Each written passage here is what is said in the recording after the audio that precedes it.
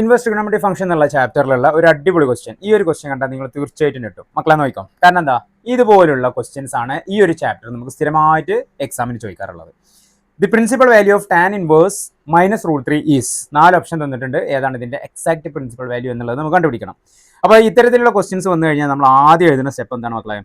y = tan inverse of -√3. നമുക്കറിയാം, നമ്മൾ പഠിച്ച 2-3 പ്രോപ്പർട്ടീസ് ഉണ്ട് അല്ലേ? ഇതിൽ വരുന്നതാണ് sine inverse of -x, tan inverse of -x, cosec inverse of -x. ഇതൊരു ഗ്രൂപ്പാണ്. അതുപോലെ തന്നെ cos inverse -x, cot inverse -x, sec inverse -x. ഇതൊരു ഗ്രൂപ്പാണ്. ആദ്യത്തെ ഗ്രൂപ്പിൽ ഓഫ് -x വന്നു കഴിഞ്ഞാൽ നമുക്ക് അതിനെ മൈനസിന് നേരെ മുന്നിൽ എഴുതിയിട്ട് എഴുതും. -sin inverse x, -tan inverse x, -cosec inverse x. അടുത്ത 3 ആളുകൾക്ക് കോസ്, കോട്ട്, സീക്ക് നമ്മൾ പഠിച്ചിട്ടുണ്ട് അല്ലേ?